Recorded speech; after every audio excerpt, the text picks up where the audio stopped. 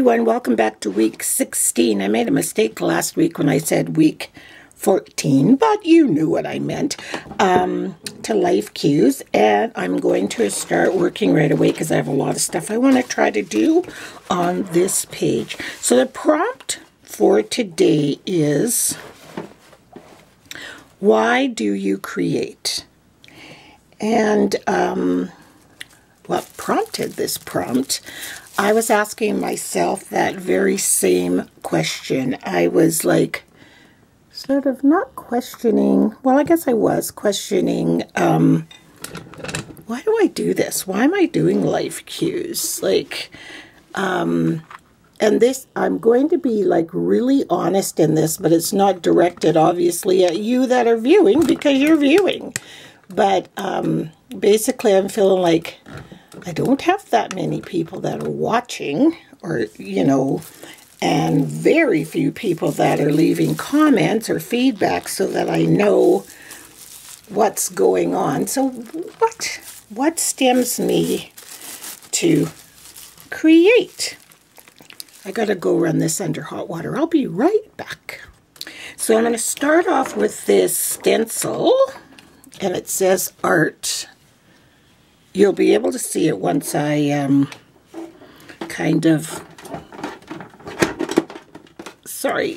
once I get it painted on the page. I'm not exactly sure where I want to put it on this page, but I kind of want to put it up at the top. This is a really big stencil. It's a 12 by 12 stencil. There we go. And I might even put some tape on the one end of it, just to keep it flat on this side, because this page is going to be not grungy, but very mixed media loaded, so it doesn't really matter if the tape leaves a little tear mark or whatever. So there, got my molding paste, and I'm just going to put that there. So I was contemplating, why do I create? And some of the reasons are, you know, I get very inspired by others' work, and then I want to try it out and then share it. I have a very strong teaching instinct, so I like to teach people how I do things, even if it isn't the correct way. And I don't know that there is a correct way to do art journaling. Last night, this is a different form of creating. I went to my first musical theater class in years, and I thought it was kind of funny because I was like kind of scared to move because it was very highly loaded on the dance side. And so we were singing and dancing and doing salsas and mamboing, and I was loving it. I mean, I can't even tell you how much I enjoyed that. So that's another thing you would ask yourself, well, why would you do that? With the possibility that it might hurt your body. I mean, you've had all these ailments.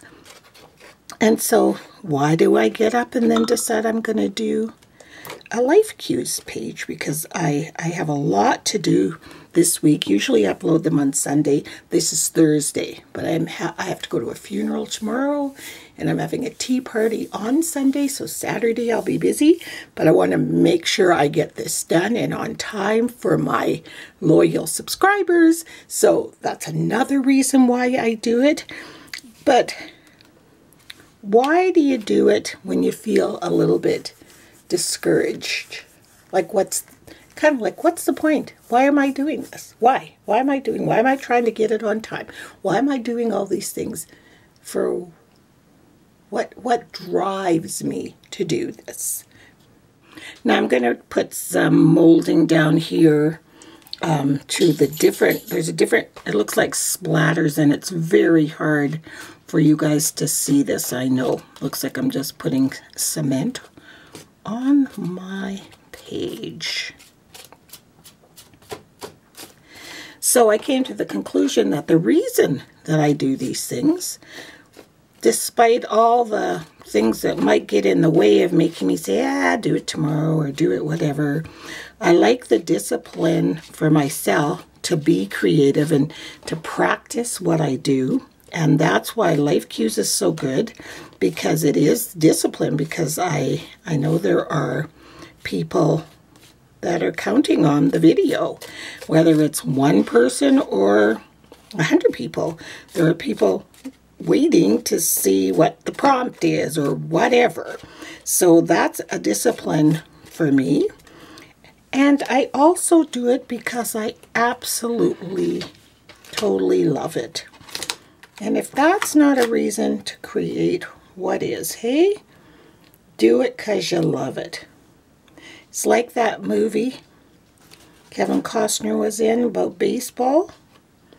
I can't remember what the movie's called, but I always remember that line, build it and they will come. And I do it also because any of you out there know that it's in you to do it. It's like you do it for your soul. You do it because you're called to do it. It's very therapeutic to create. Takes your mind off of so many things. It refocuses your mind. Like if you're not feeling well and you start doing some form of art, even if it's just a pencil and a piece of paper and you're drawing, your mind goes to a different place completely. And for that time, you're focused on your creativity. And it's a wonderful thing. I'm going to let this dry. I love these two colors together. I have to say they're probably my favorite combo is rust and blue, because the blue kind of looks like a verdigris color. Oh, this is really pretty paint. The molding is picking up all the little glitter bits. Very pretty. And I don't want to mix the orange with the blue, because we all know what happens when you do that. You get a beautiful chocolate brown diaper poo color. Just going to take a baby wipe and kind of blend in right here. And see, it picks up all the little areas, or not flaws, but interesting little doodaddies from the molding. Oops. Then I go ahead and let this dry, and while it's drying, I'm just going to grab a tag. Oops, this camera was crooked. There you go. Use this butterfly here. I'll put her here. I said I'll put her here. Are butterflies female or male? I don't know. So I've got this. Oh, I don't want to use that one yet. I've got this guy here. And I need a piece of paper to catch all the stuff.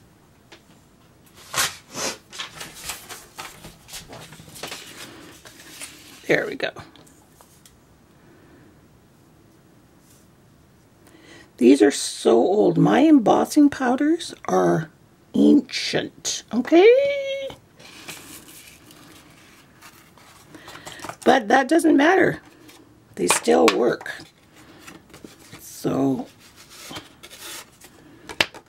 there we got our butterfly. The edges aren't perfect, but that's okay, because this is kind of just grungy. So I'm going to emboss that one.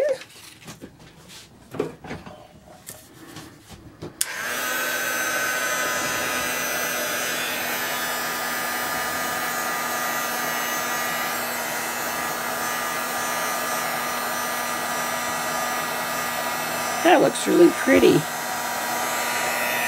I love when it turns, when it just gets hot enough and the image gets embossed.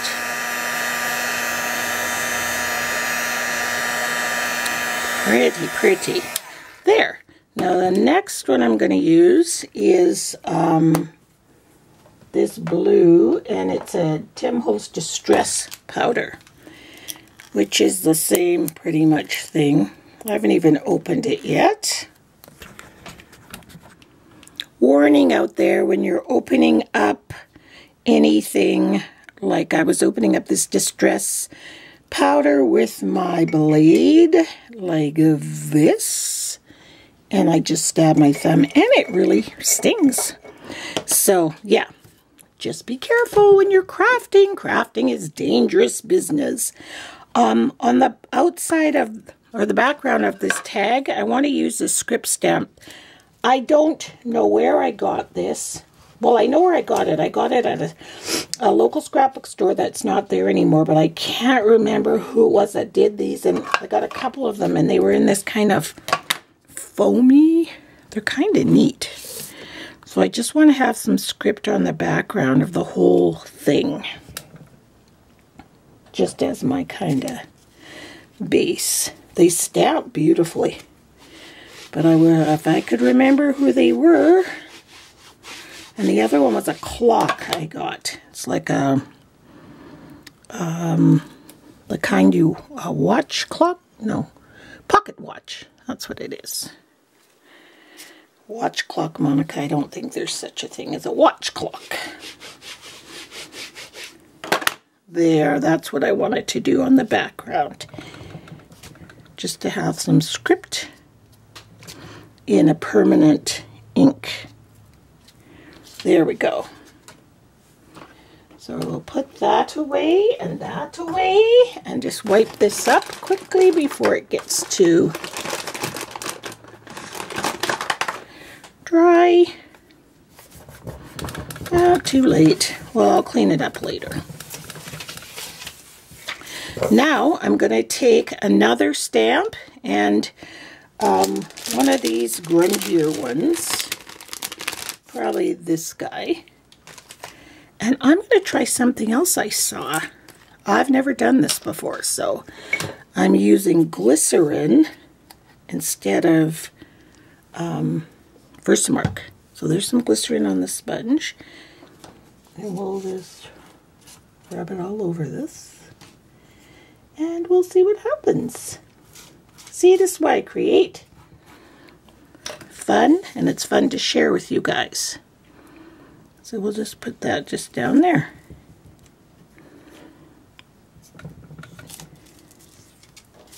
Did it stamp? Yep. And I'll put some down here. It's kind of globbier looking, but maybe that's the whole point of the glycerin. So we'll use this. Oh, I don't think I got it all the way open because I hurt myself. You can get more injuries in the craft room than anywhere, I tell you. So that's what I got with the Distress embossing powder from Tim Holtz. And it's not as like vibrant, it's more distressed looking. Sort of weather-worn, kind of a cool look. So I'm just going to do one more embossing, and this time I'll just use Versamark. And I will do it in, there's this kind of a dark blue over here. I'm going to do that in dark blue because I just want to add some depth to this page.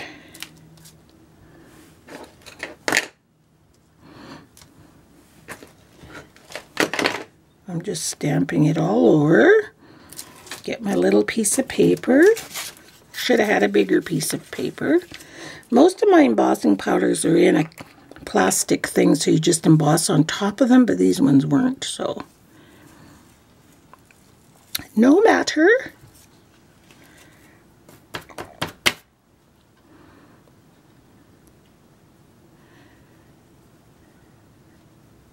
And there we go. So I will just heat gun these guys, and I'll be back. Okay, everything's all embossed and dry. So now we're going to go back to our paint, that same glitter paint we were using before. And I was using the other brush, but no matter.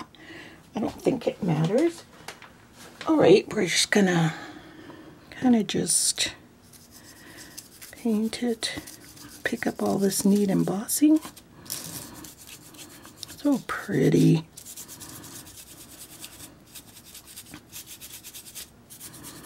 And then I'm going to go ahead and use the blue, just like I did on the background page. You always want to shake these up because there is glitter in them, and if you want to get the glitter on your page, you might want to do that. There.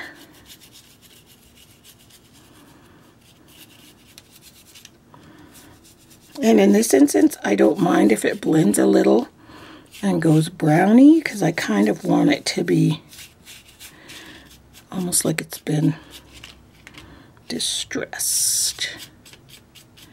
There we go.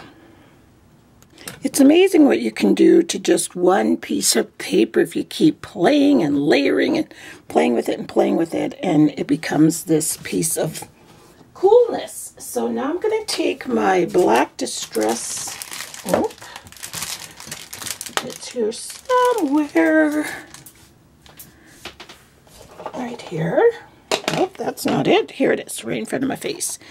And I'm going to go over kind of some of the spots on this page, just to darken it up a little bit.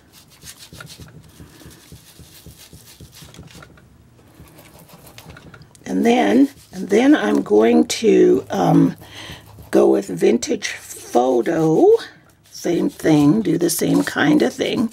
And then I'm going to spritz it with water and see if we can get some of that cool, I don't know if it's oxidation or whatever happens with when the water hits these beautiful paints or stains. Oh yeah, that looks cool. Very cool. I've got this little girl here. Can you see her? Teeny little ballerina. And I'm just gonna Vintage Photo her up.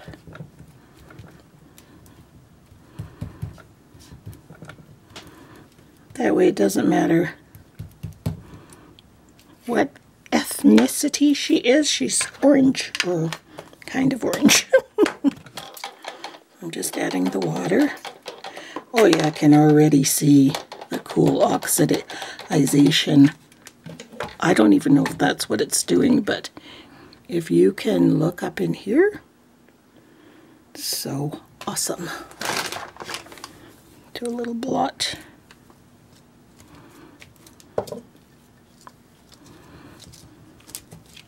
There. I'm just going to put that aside for one quick sec.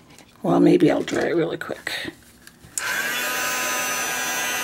Okay, this is a piece of baby wipe that was used for some other project that I just saved. So I'm just going to distress this up a little bit with what's left on the applicator. I didn't even retouch it. And we are going to put this in the corner like that, and then her on top of it, so you can see her so that she stands out like that. So before I go ahead and put her down, I'm going to take these little glass beads from Finnabar, and they're in rust. I got this and this from Lemur Weber. She was having a little garage sale, and she happens to live near me, or in my city. Not really near, but near, you know. So I'm lucky that way. So I'm going to put some of this gel medium down, and then just random spots, and then I'm going to sprinkle some of these rust beads on. Talk about go to town for a tag. Hey, I should put the paper under. But why not? As my husband always says, why not? can't dance. Don't know what that means, but he says it all the time.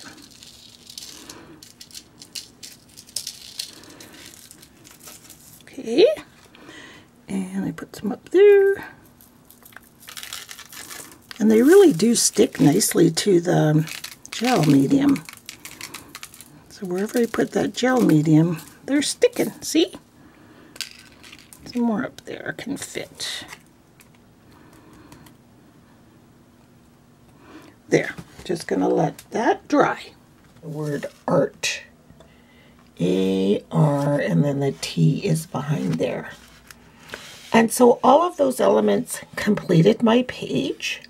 And so it says, so the prompt was, why do you create? And my prompt says, I create for my heart. I wanted it to say, I create for my soul, but on the Tim Holtz chit chat of this font size, they didn't have the word soul. And I had already started to glue them down, or I would have typed it out and cut it out and glued it down. So I create for my heart and soul. It makes me feel good. I like that I can be a catalyst for at least one person or some inspiration. And I like that all of you that are watching this give me the motivation to come on and make a life cue and do some life prompts. And then as it trickles down, I continue to create, which is wonderful. So here is my page for week 16. Why do you create? I create for my heart. And I'd like to welcome any new subscribers. And in the future, I will go through the process of continuing on that back page till the very end. But like I said, I lost the clips. They just completely didn't upload and I can't find them. So I had to come back and redo it this way. But I think you still get the gist of the message. And then today's date, I believe, is the 19th of April. I cannot believe April is going by that quickly. So I think I'll just write it down here. April 1918. And as I said, normally I upload on a Sunday, but today is Thursday and we have a funeral tomorrow and then a function on Sunday that I have to get ready for on Saturday. So I wanted to make sure I was not late in uploading this page. So thank you so much for watching. Please leave a comment as to why you create.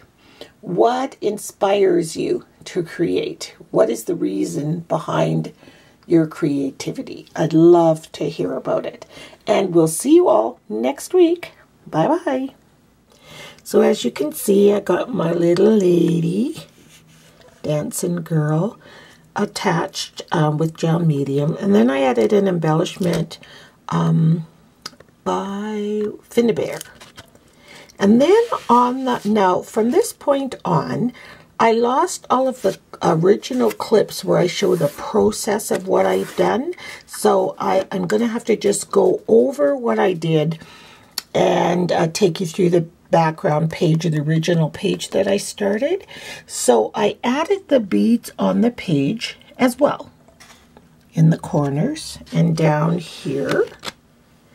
And then I added a Finnabair element to echo the one that is on the tag. And then I took Distress ink and went all around the borders of the page. And then under the tag, I added this doily that I had dyed with coffee and cinnamon. And can you see that? And you can see where I added Distress ink under this, the molding of the word art. A-R, and then the T is behind there. And so all of those elements completed my page. And so it says, so the prompt was, why do you create? And my prompt says, I create for my heart. I wanted it to say I create for my soul, but on the Tim Holtz chit chat of this font size, they didn't have the word soul, and I had already started to glue them down, or I would have typed it out and cut it out and glued it down. So I create for my heart and soul. It makes me feel good. I like that I can be a catalyst for at least one person or some inspiration. And I like that all of you that are watching this give me the motivation to come on and make a life cue and do some life prompts. And then as it trickles down, I continue to create, which is wonderful. So here's my page for week 16. Why do you create? I create for my heart. And I'd like to welcome any new subscribers. And in the future, I will go through the process of continuing on that back page till the very end. But like I said, I lost the clips. They just completely didn't upload and I can't find them. So I had to come back and redo it this way. But I think you still get the gist of the message.